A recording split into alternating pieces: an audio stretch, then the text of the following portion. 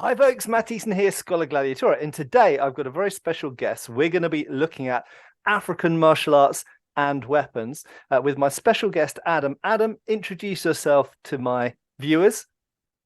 Sure. Hi, my name is Adam. Some of you may know me on the internet as Mansa.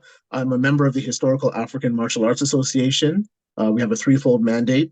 It is the research, retention, and dissemination of African martial arts and military history, both from the continent and its Eastern and Western diaspora. That's awesome. And so down below in the description box, I'll stick a link to all the socials to Adam's Mansa Myrie TikTok, which is loads of good content to go and check out on. Also, the HAMA Association's YouTube and their website as well. So you can get tons more information if this video isn't enough for you or if it whets your appetite. So this is an introductory video. Hopefully in the future, we'll do some deeper dives on some specific things. If you guys like this and if you want more of it, then let us know in the comments down below. Or if you've got specific things you'd like us to look at, then obviously let us know. So first things first, I think a lot of people, when I started out in HEMA 20 something years ago, I think a lot of people were kind of like martial arts, but martial arts, that means China and Japan. Like, what do you mean European martial arts? And so we've spent, a couple of decades, I think, getting people's brains wrapped around the fact that there were European martial arts. And I guess you guys have, working with African martial arts have faced pretty much the same kind of process, haven't you? So tell us a bit about how that started and how it's going. So I guess to get to the origins of HAMA and the HAMA Association, it all goes back to Damon Stith. Damon Stith, who I also followed from some of his earlier days on YouTube, he was doing a lot of research in terms of the martial traditions of the Sahel and Ethiopia, and other things too, because he branched off into different arts. But largely, he was working on basically the same thing that HEMA was doing for African martial arts. And we ended up connecting over a book that I was writing, and a colleague of his and a few friends of mine on the internet all got together, and we decided that we wanted to start something that would sort of be a safe hub for the academic study of African martial arts. Because one of the major problems that we were having at the time as well was that there were a lot of people who profited from the ignorance about African martial arts by taking African martial arts, not African, sorry, Asian martial arts. So things like Kung Fu and Silat and karate, putting an African aesthetic on it, and then telling everybody it's from Africa, which in my view causes three problems. The first problem is it's pointing people in the wrong direction. Secondly, it's probably some of the worst misuses of cultural exchange. Because there are Asian influences on some African martial arts, and we can probably talk about that a little later. And then the third problem is that there are living masters today who are struggling to keep their arts alive. And people who would have otherwise been learning from them or learning from their community are looking at a completely different art that has nothing to do with the work that they're doing. And so HAMA, essentially as an organization, seeks to solve that problem by providing resources and connecting students and teachers and experts and blacksmiths and people from all of those different realms into a nice safe hub where those types of misuses of non-African cultures are not welcome. That's really, really cool. And it's interesting as well to see the parallels with, like I say, some of the things we faced with the sort of revival of certain European martial arts, but also I think the fact that, and I even in fact in a recent video I had to make this clear. I think it's one that hasn't gone out yet actually, but I think a lot of people just think about the revival of these martial arts that they consider lost, and they don't necessarily realize that some of these are still living traditions. And like you say, keeping those alive and in some cases reviving their popularity and things like that is super, super important. And we're living in a strange time now where I think, well, we have been for the last 100 years, where certain martial arts coming out of China, Japan, Korea, Thailand, wherever, have kind of swamped over some traditional martial arts in other areas. And we even perhaps see this. I guess maybe some people in Japan are lamenting Brazilian jiu-jitsu coming in and wiping out traditional Japanese styles of jiu-jitsu and stuff like this. and I think we're living in this pivotal time when it's really, really important to be trying to preserve these things while there's still some traces of them left. Absolutely. I 100% agree. Especially since a lot of these, if you're into Reconstructionist work like I am, a lot of these living arts are the living descendants of those historical arts. I'll give you a good example. El Matreg, which is a stick fighting system that pretty much has its home in southern Algeria, is the backbone of all of our research into understanding the texts on North African swordsmanship, because the techniques, the movements, the defensive and offensive priorities, they're all there. So you could conceivably take the same combinations from Algerian stick fighting, Mm. put a nimcha in your hand, and you will have almost the same result.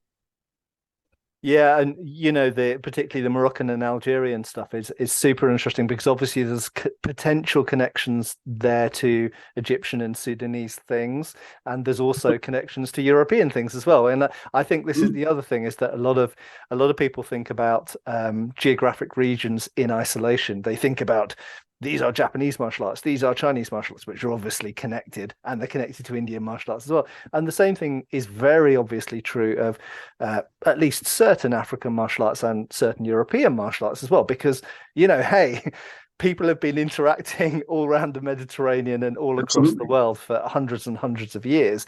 And whether you're going all the way back to Carthage or whether you're talking about more recently, the Moors in Spain or the Normans in Sicily or whatever, there's been a huge amount of cultural exchange. And I think that's very interesting as well, because when you find a living tradition like the Algerian stick fighting, it's if you want to go back in time, it's quite complicated to disentangle how related is this to French Lacan? How related is this to what we see in Egyptian art with fighting with sticks? And Mhm. where are the influences? So it's super complicated, but that also makes it super interesting, I think. It really does, because what ends up happening is you have to sort of avoid this thing. Or in linguistics, there's this term called false cognates, where you have two words in two languages that sound exactly the same and kind of mean the same thing, but they independently developed. Yeah. And so you have to be very careful when it comes to martial arts to watch for those things. Because there are a lot of positions, for example, that you would see in longsword that you see in kenjutsu. And it's not necessarily that the Japanese appropriated the boar's tooth, Yeah. right? Or the you know or the posta de donna came from Japan. It's just that it's a two-handed weapon. You're fighting in armor, and these are some of the positions that make this more comfortable. Yeah. And so we also have to watch for that. So, what I don't want to do is sit and make claims that say something that happened in, the Congo is exactly the same as something you see in the Zulu kingdom, just because they perchance have similar clothing, or they may have similar access to iron, or Mm. they may have similar to you also have to sort of watch for that Yeah. sort of missed connection. Yeah, absolutely. And it is a minefield with trying to reconstruct things and trying to backdate things, sort of kind of like frog DNA things from the past with modern things. Because like you say, we saw this in the early days of HEMA where people would, pick up a longsword and start working stuff out with it. It doesn't mean that it's anything like what we might find in the treatises, just because it's similar to what might be a relatively unrelated fencing style. So sometimes things are similar, sometimes they're different.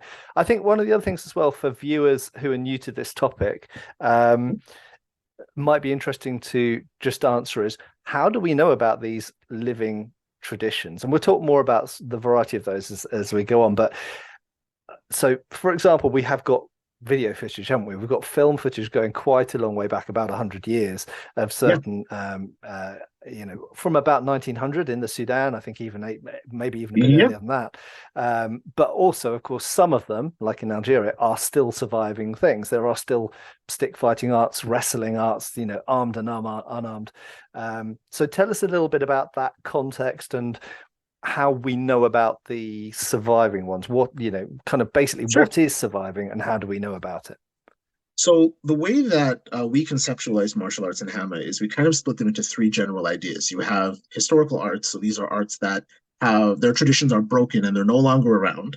Then we have arts that are living, that are maybe the modern incarnations of or modern productions of. And then we have neo-African martial arts. So these would be martial arts that sort of came out of whole cloth in the diaspora. And those would be out of particular movements, like, for example, 52 Blocks, which is a pugilist style from the United States.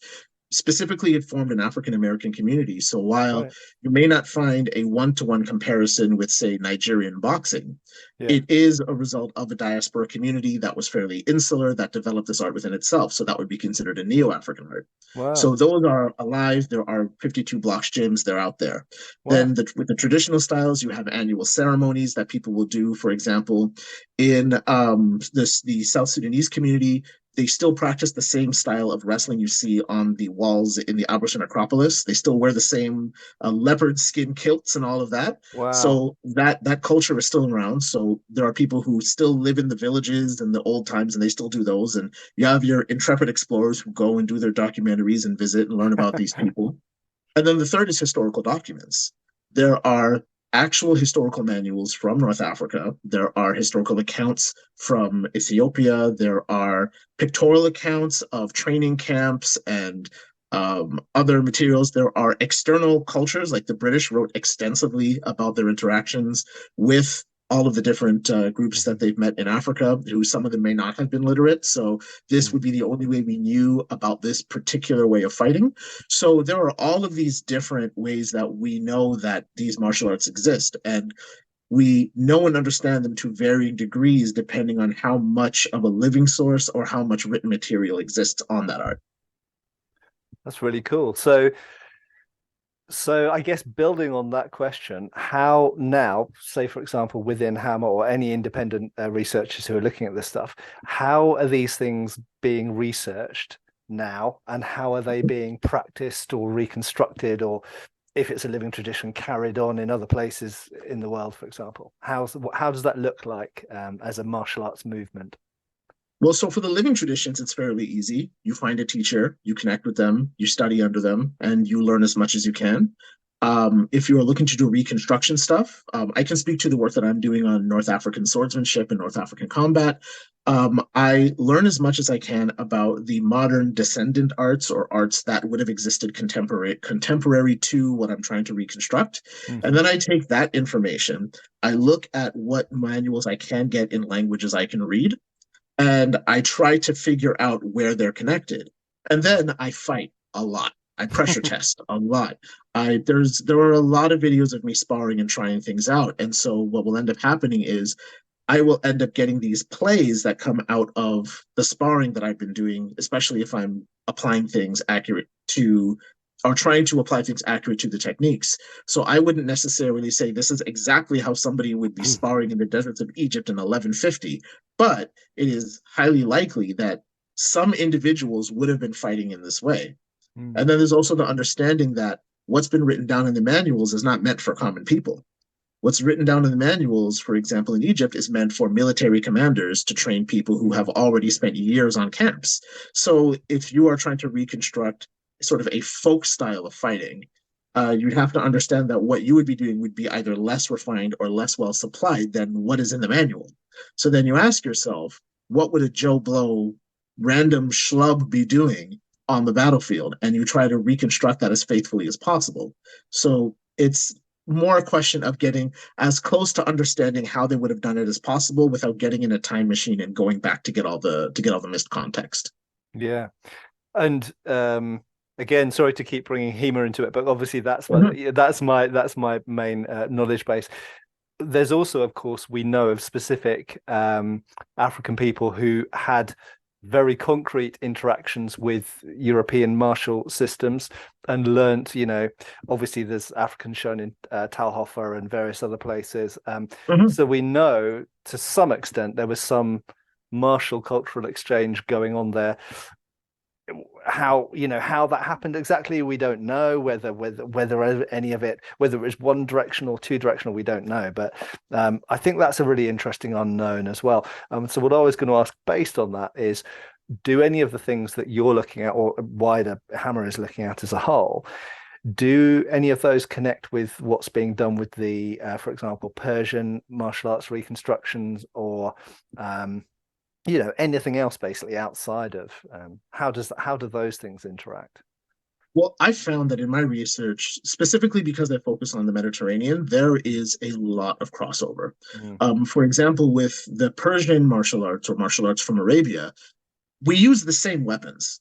mm. So they will use daggers like the Hanjar or the Jambiya. They'll use shamshirs. They'll use karbalas because they may have been influenced by the Ottomans as well. Yeah. So we use almost the same weapons. The way we use those weapons is different.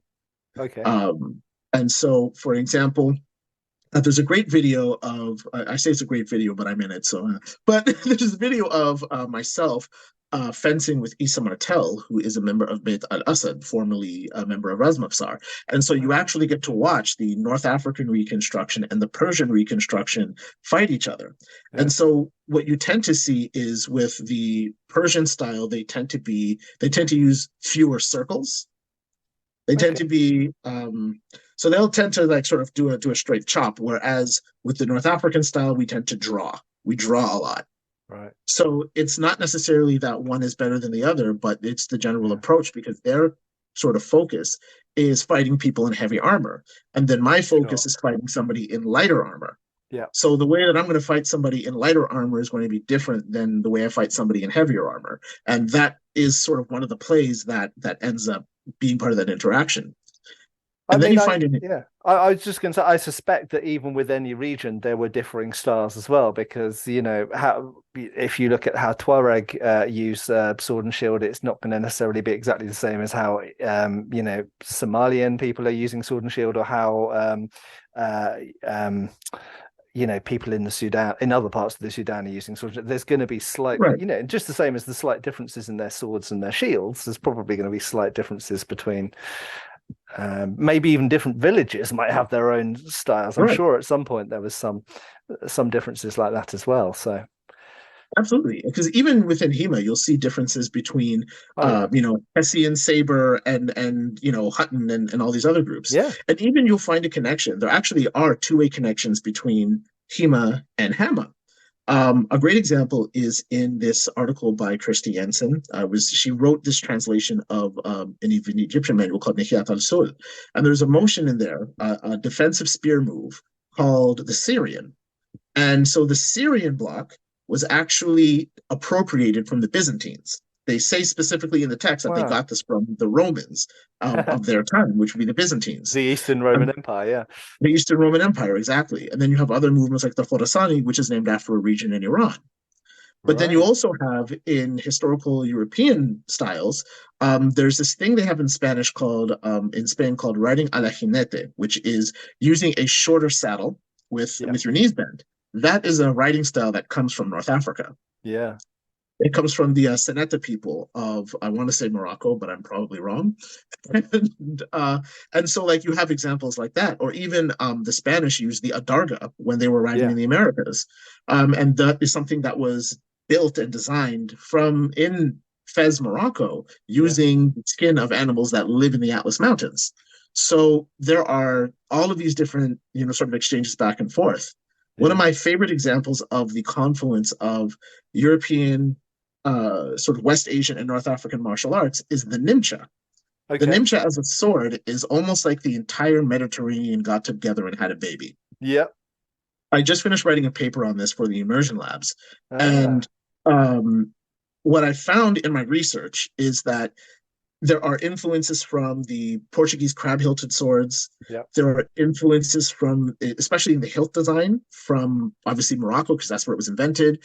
The quillions and the idea of adding the knuckle bow came from the Italian falchion.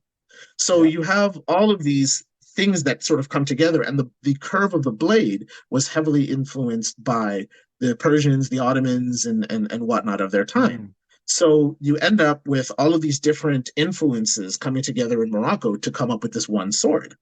It's funny you raised the Nimsha, actually, because from a completely different direction, I've also been researching the Nimsha a bit recently because of a particular falchion, which James Elmsley and I have been debating much about. I won't go into more detail now, but essentially it has some weird correlations with the Nimcha, even though it's geographically and in time period unrelated, and it Mhm. makes us question what the origin of the nimcha was, and you've just covered part of that there. But also the other thing to say is, I mean, I've as an antique dealer, I've had quite a few nimcha through my hands over the years, and a lot of them have German blades as well. So the Germans, as I mentioned in lots of my videos talking about Indian weapons, the Germans were churning out these blades and shipping them all over the world. You know, Polish sabers had German blades, Indian tulwars had German blades, Moroccan nimcha had German. It was like they were the, you know, it's like German cars today. They were just basically German They're just engineering, everywhere. yeah, shipping them out all over the world, to slightly different designs for different people. Mhm. You know, a lot of the Sudanese Cascara have German blades as well,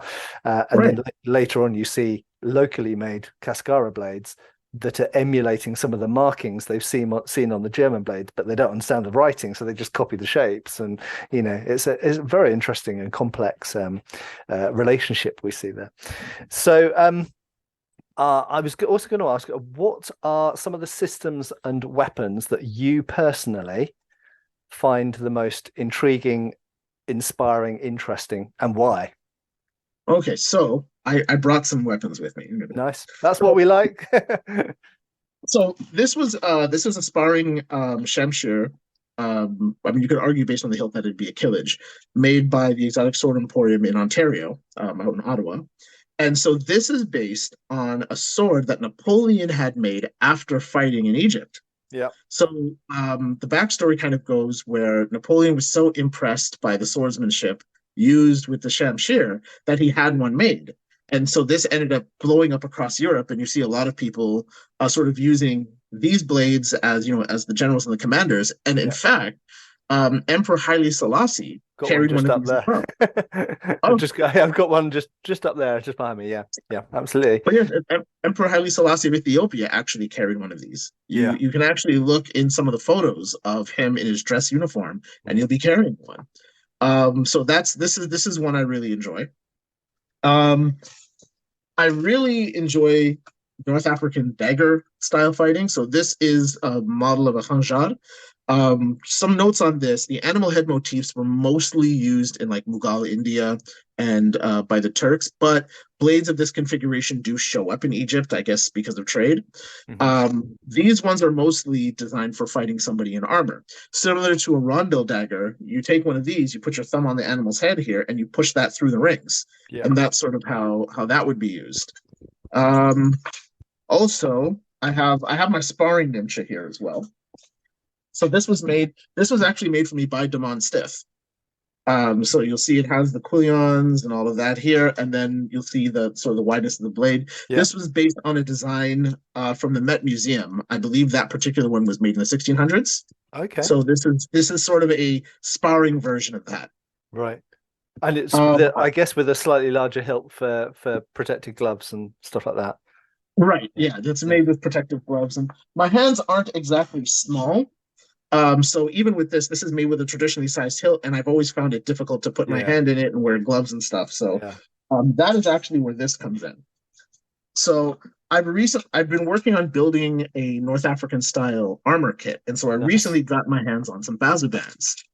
Very nice. So for the uninitiated, I'm sure you know about these, but for people in the crowd who don't know about these were hugely popular in North Africa, the Middle East, India, Central Asia. They loved these things, and that's because the way that they were designed is you could almost use nearly every weapon that was in the kit. You could shoot a bow with this, you could grab a lance, you could use a sword, you could hold a shield, and the way that the shamshir fits into it, if you look, there's like this little chain right here. When you put it in your hand, it fits right into the between the plates, Mm, which actually makes your grip more secure. mm. And because the chain is in the wrist, that gives you full wrist mobility. Cool. So normally these would be coated on the inside with like silk or cotton or something else. These ones are just the raw metal. I wear it over my gambeson, but that is something I really enjoy. And here's something that'll probably cause a little controversy on your channel, and that is leather armor. Yeah, I don't have a problem with leather armor actually. And I'm and sure leather. you don't, but I know Well, the internet does. yeah, leather lamella. Actually, there's like you find it all over Asia, into North Africa, Middle East. Yeah, so and even in Europe to an extent as well. Yeah, Yeah. yeah, leather lamella And were very popular. what I love about this particular piece of leather armor is, and I fight in this a lot. While it's not as good as something that you would wear in Boohurt, for example, Yeah. it's light. It is amazing in the heat. So if I'm in, 30, 40-degree weather, this isn't going to drive me nuts. Wow. Um, it takes cuts really well. And of course, you can see the overlaps of the different plates here. So that takes it a lot there. But I can quite literally just bend over in this armor without having to worry about cinching at the waist or any of that. Cool. Um, I'm still building some bits on that, but those That's are some of awesome. the things that I enjoy using. That's absolutely fantastic. So, couple more questions because this is just an intro. And like I say, people watching this video, if you want to see deeper dives on specific things, we are more than happy enough to do that, either on Adam's socials or here on my channel. But yeah, get posting below. But a couple more questions before we wrap up, I'd love to ask. One is, so we've looked a lot at North Africa here. Are there people specifically looking at, West Africa, South Africa, maybe Zulu stuff or Ghanaian, Sure. Nigerian, Benin stuff? What's, other Absolutely. areas? Absolutely. So you might want to check out Max Kalu. Max Kalu owns the African Fighting Championship, I believe it's called. And they do traditional Nigerian wrestling, Dambe boxing, Wow. full stadiums, the whole nine. Um, so if you want to look at more West African stuff, I do recommend talking to. So there's Sansao Chimina or Chimna. He is a member of the HAMA Council. He does Balanta style traditional wrestling. He actually ran our open wrestling tournament last year. Wow, cool. He also he also uses the mending saber. He's working on doing some reconstruction with that. Nice. Kari Evans, who's also a member of the HAMA Association, he does Takoba fighting. He actually uses the Takoba and IR. Then you have Henry So Manzetto. that's the Tuareg sword That's the and Tuareg sword and the shield. Yep. small and the buckler. The big Tuareg shield and the Oh, a large shield. Tuareg Okay. sword. Yeah. Okay, cool. So then there's also Henry Manzetto. He does a lot of South African stuff. So he's working on sort of reverse engineering the way that stick fighting was done among the different Nguni peoples in Southern Africa. Awesome. Ron Stith does literally everything. Yeah. Um, one of my colleagues, Sam Godwin, he teaches Algerian stick fighting. He also does Sudanic swordsmanship, does capoeira.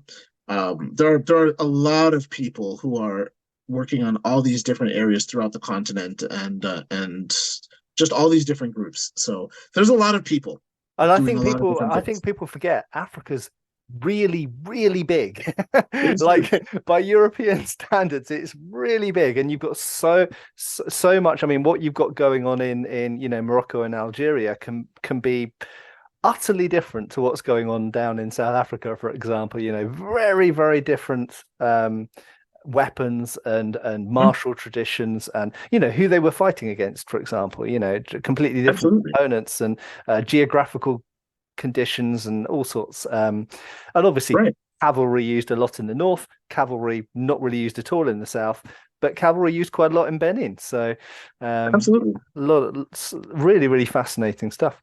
So And last, even sorry, go on. So I was going to say, and even there are diasporan schools. There's the Bois Academy of Trinidad and Tobago that teaches traditional Trinidadian stick fighting. There's the Wow. Coco Ballet School in Puerto Rico, and these all do traditional martial arts that would have been brought up by the Africans who had been Yeah, yeah. slaves in those places. Yeah, I know there's some sort of machete based arts, aren't there? That I think perhaps much like capoeira, perhaps they have some root in African traditions that were kept alive. Absolutely. So yeah, really really fascinating stuff. So last question, where would you like to see African martial arts or HAMA? Where would you like to see them in 10 years' time? In 10 years' time, what I would like to see is martial arts that are of African origin to be on the same level of respect and distribution that you see with HEMA, that you see with a lot of the popular Asian martial arts. I'd like to see more schools. I'd like to see more research. I'd like to see them treated properly in film. sort of, Yeah. I'll add this little caveat for a quick few seconds. Almost every film that I have ever watched that included some sort of African martial representation has always been terrible. Even in the Black Panther films, they had some capoeira, but they weren't using they weren't using the Ishlongu and Ichwa the way that they should be using it. No. It was just kind of like the movie way of doing it. There were just Dora Milaje, for example, were doing wushu, Yeah, right? yeah. But it's the same. It's the same with, even like a Three Musketeers movie. When you see them doing, it's like, oh, this is Chinese martial arts with a rapier. It hurts. We've got the It same does. we've got the same pain in that regard, I think. But yeah, no, it'd be fantastic, and especially with something like the Zulu martial arts, or anything from Nigeria, with all the very famous and quite brutal, I have to say, unarmed fighting styles out there. It's there. It's like right there in your face, ready to draw upon. There's experts in it. It would be great to see more of them actually being used by Hollywood. Whether it will happen or not, I mean, we have have the same thing with HEMA. We'll have to wait and see, but but yeah, it would Hopefully be. this is, yeah. We can keep chipping away, and hopefully, hopefully it will start to make a difference, and we'll see. You know, Asian martial arts are great. Chinese martial arts are great, Filipino martial arts are great, but it's nice to see more, like you say, more appropriate um, sort of movements and manipulations of the weapons being done with those cultural weapons. Well, as you always say on your channel, right? It's all about context. Because I mean, I myself, like, I practice Filipino martial arts with this group Sabang Kali out in Mississauga, Yeah. and working with them has been really helpful in helping better understand the work that I do. And it's just, there's enough room for everybody. There's enough room for everybody. There's a lot of meetups here that we have in Toronto. There's the Toronto Historical Combatants. These guys get together, and you have literally everything, anything that has a sword, they're there. There's Chinese Jan will be fighting Shamshir, and then they'll have the Viking spear fighting against a dude who does naginata. It's almost like a video game. It's amazing. But that's the community that we're trying to build out here, where all the different martial styles are welcome to pressure test and interact with one another. It's basically real life Soul Calibur, isn't it? Yes. I think I have to say, actually, one that I think this might annoy some people, me saying this, but I think that for weapon-based martial arts, Filipino martial arts, HAMA, so African martial arts, and HEMA, European martial arts, have something quite strongly in common, and that is that we are all really into pressure testing and sparring. And you don't always see this with Chinese martial arts. You don't always see this with traditional Japanese martial arts. And so I think that uniquely enables us to sort of play together, basically put our gear on and safely hit each other and see what we learn. And I think it's great. I personally would love to see more things like you just described, where we start to see more interaction between these different traditions. It doesn't mean that we need to dilute or meld if we're trying to stay historically pure to a specific system, but I think just getting together, because we've got so much common ground in what we're Absolutely. trying to do, and our motivations and stuff. So And even so, some of these arts interacted with each other. I'm trying to negotiate with somebody right now about doing more sparring, because he specifically does Spanish style rapier, right? He's learning how to use the bilao and all of that. And my practicing the nimcha, I mean, Pacheco wrote about it in his book yeah. about using the Spanish side sword versus the alfanje, or the nimcha. Mm. So it's a great opportunity to sort of reenact some of those interactions. And even then, I mean, historically, you have situations where all of these different things came together like a game of For Honor. I'm sure you remember the story about that battle that happened in the Philippines, where you had like Mexican Aztec warriors, samurai, Woku pirates, Spanish corsairs, and some random Filipino guys all just fighting the same battle together. This is history. Yeah, yeah, no, it's great stuff. So I guess another thing to ask is, what are you using for equipment? Is there been a development in equipment? Are you finding that certain types of protective equipment or sparring weapons are becoming more popular in HAMA? And yeah, tell us about that. Sure. So there's been an interesting sort of leapfrog development where historical martial arts are concerned, African specifically.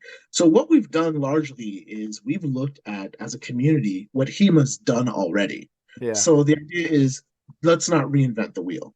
So we know that certain materials are good for making practice swords, polypropylene, wood, using oak for sticks and whatnot. We look at some of the Filipino martial arts, knowing that they use rattan, so we can use rattan for some of our sticks. A lot of the makers don't really have to do much of a stretch to do certain designs for certain African weapons because they're very similar to the European ones. Yeah. There's just a few changes here and there.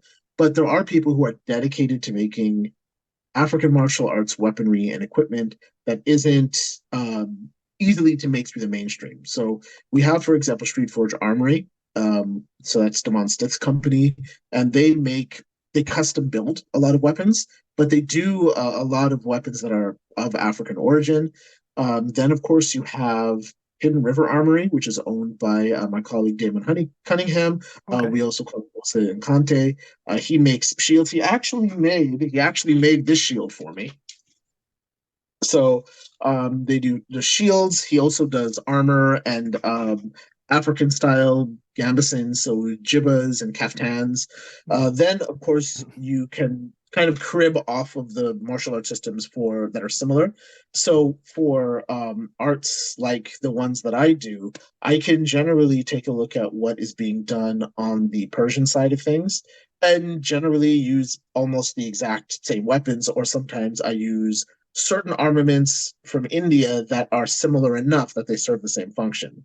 Sure. So there's just a wide breadth. And I mean, if you even communicate with groups like Modern Tahtib, which is run by my teacher, Dr. Adel Boulad, they source a lot of their rattan straight from Egypt.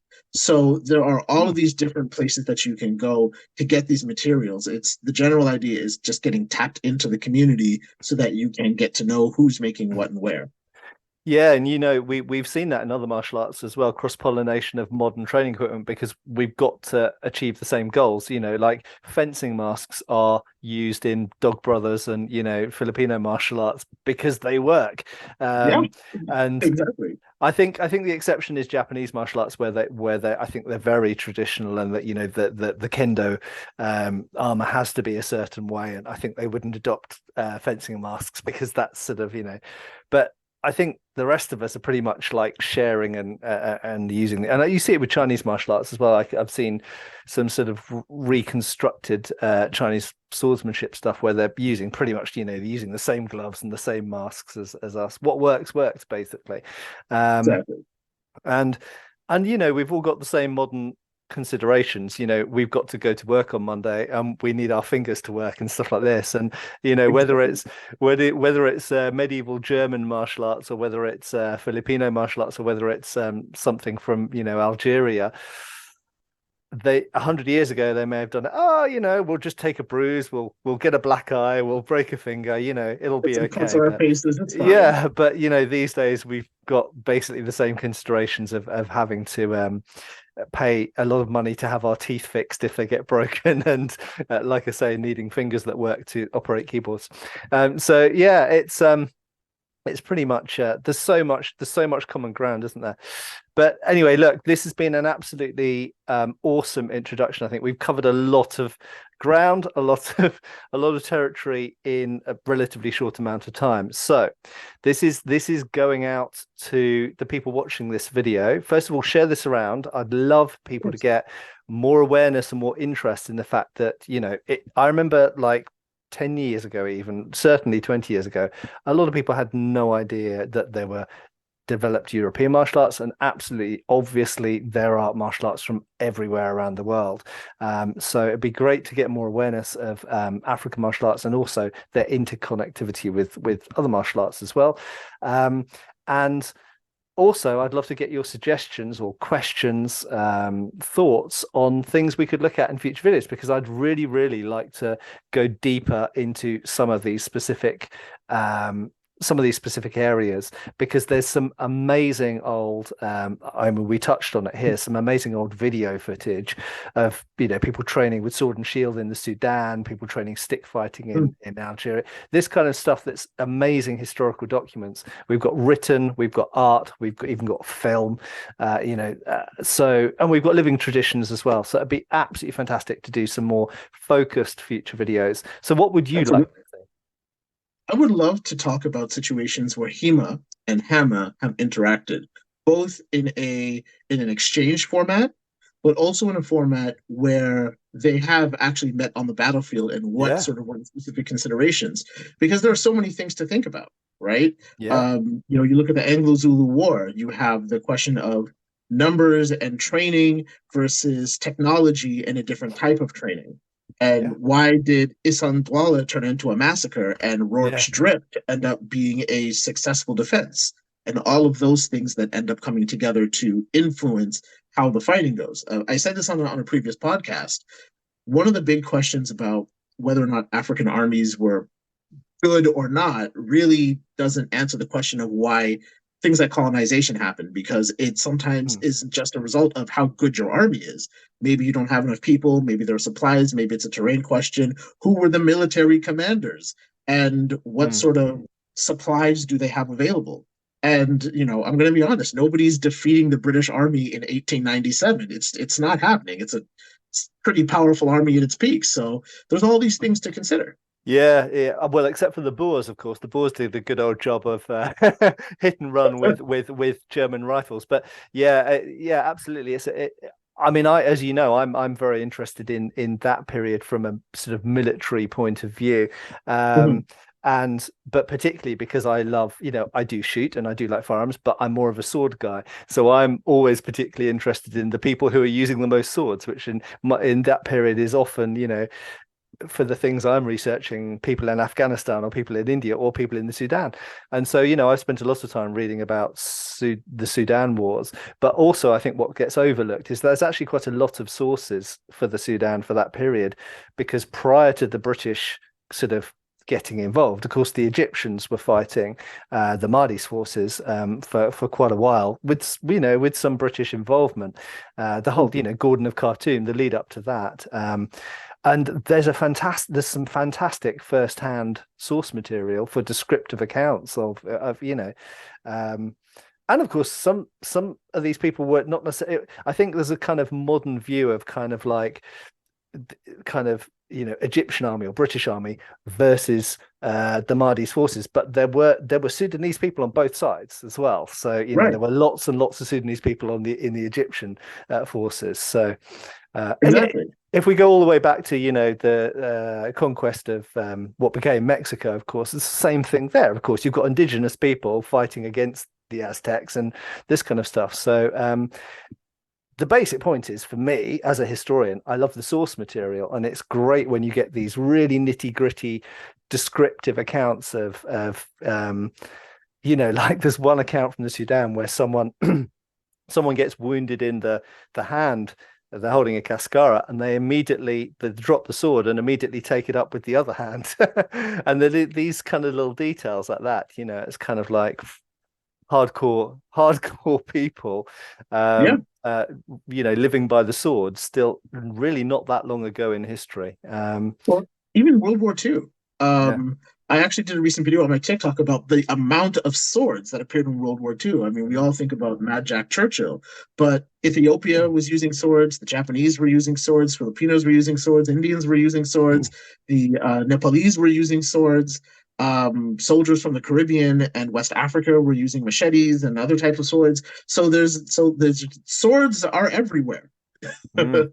Yeah, You know, absolutely. Yeah. And again, I think we've got a kind of slightly sanitized Western view, certainly in countries like Canada or UK, of bits of history. And actually, like World War One, which I refer to quite a lot, if you looked at what was happening on the Eastern Front, you get a totally different idea about cavalry. Or if you look at Lawrence's Arab irregulars, if you look at the sort of hit and run cavalry forces that the Arabs were using, you get a completely different idea about cavalry and their effectiveness if you look at different areas than the Western Front. The different places, different rules, basically. right. And I think part of that too is we have a bit of a linguistic bias being part of the Anglosphere. Mm. Because we speak English and most of our materials are in English, then the people who are writing about things happening in the English speaking world will likely focus on things involving people who speak English. So there's a lot of things that we just wouldn't get access to by virtue of having that linguistic barrier between us and other groups of people. Yeah, yeah. Anyway, look, we could talk all night, I think. Okay. And I think, we definitely should. So message to the viewers, if you want us to deep dive into more specific topics, get posting below. I hope that you've enjoyed this. I've massively enjoyed this, and I can see so much potential for future things that I want to talk about. There's some specific areas around the Mamluks I'd like to talk about, and certain bits of medieval history where there's very strong, the Reconquista and this kind of very strong kind of interaction, should we say, particularly between North Africa and parts of Europe. But yeah, look, this has been great. Adam, thank you so much for joining us. It's really Thank you for huge. having me. But your time is very much appreciated, and I hope we can get together again soon and talk some more. And as I say, check out the links below. Loads of interesting stuff to read there, and check out Mansa Myrie TikTok as well. Those are cool videos to keep up with on there. And also the HAMA Association's YouTube account. It's all linked below anyway. And Adam, thanks again. Have a great evening, and let's get talking about what the next video topic should be about, and we'll be watching those comments. Okay. Absolutely. Thank you. Take care. Cheers, guys. Remember, thumbs up, like, share, and I hope to see you back on the channel really soon. Cheers, folks. Thanks for watching. We've got extra videos on Patreon. Please give our Facebook a like and subscribe if you haven't already. Cheers, folks.